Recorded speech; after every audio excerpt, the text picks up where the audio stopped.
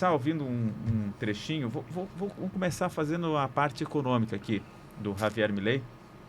E a gente vai ouvir o segundo trecho aí que a gente separou, que ele fala sobre os desafios econômicos que está enfrentando lá na Argentina. Vamos ouvir esse Los trechinho. estados contemporáneos han entrado en una dinámica muy compleja de revertir, en la que los incentivos tanto de la población como de los políticos apuntan a privilegiar el repartir la riqueza de hoy por sobre generar la riqueza de mañana.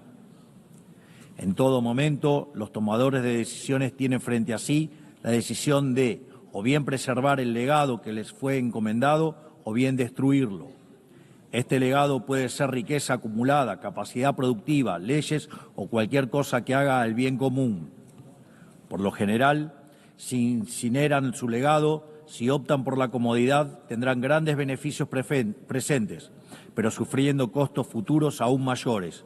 Si yo dispongo de un ahorro hoy, lo pierdo para mañana. Si lo mantienen por el otro lado, preservan el crecimiento y la prosperidad tanto de sí mismos como de las generaciones futuras. Es decir, es necesario encontrar un equilibrio para que el pan de hoy no signifique hambre para mañana y así poder garantizar un incremento sostenido del bienestar, algo que los economistas llamamos crecimiento económico. Dicho crecimiento a veces se podrá sentir lento y a veces podrá verse frenado momentáneamente porque el progreso nunca es lineal. Pero es precisamente con su consistencia a largo plazo lo que ha revolucionado sistemáticamente el mundo y ha sacado a miles de millones de la pobreza. La diferencia entre crecer 0 y crecer 2% a largo plazo es la diferencia entre el estancamiento y la prosperidad.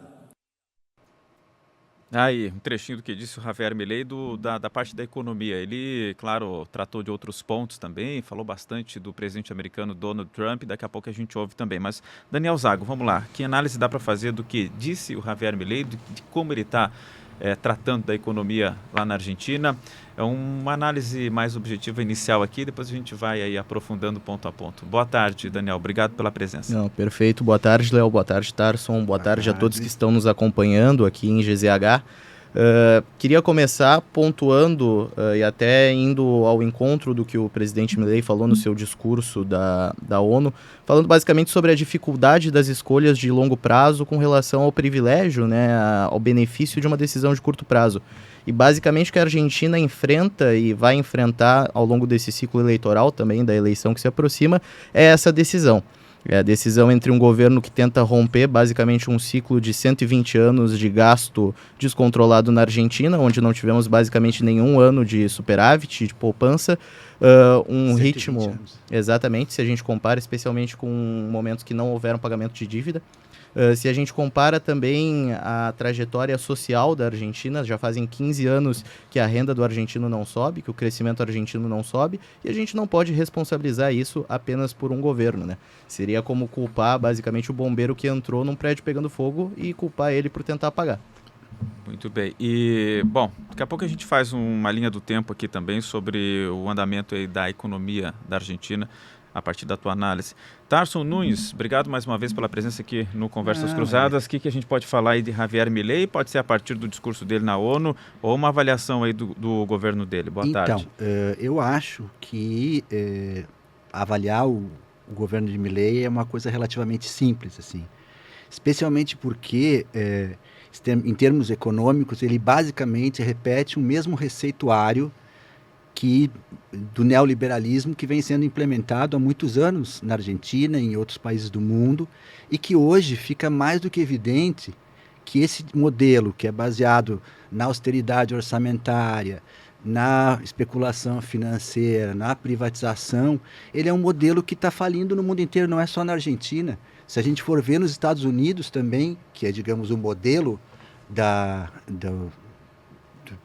do Milei, que é o Donald Trump, também está crescendo a desigualdade social, também está crescendo a pobreza, também a economia está em estagnação, e o que a gente vê, quando se fala em pensar no curto prazo e no longo prazo, esse modelo baseado na retirada do Estado da economia, baseado no estímulo unicamente ao mercado e particularmente ao mercado financeiro, não é um modelo sustentável.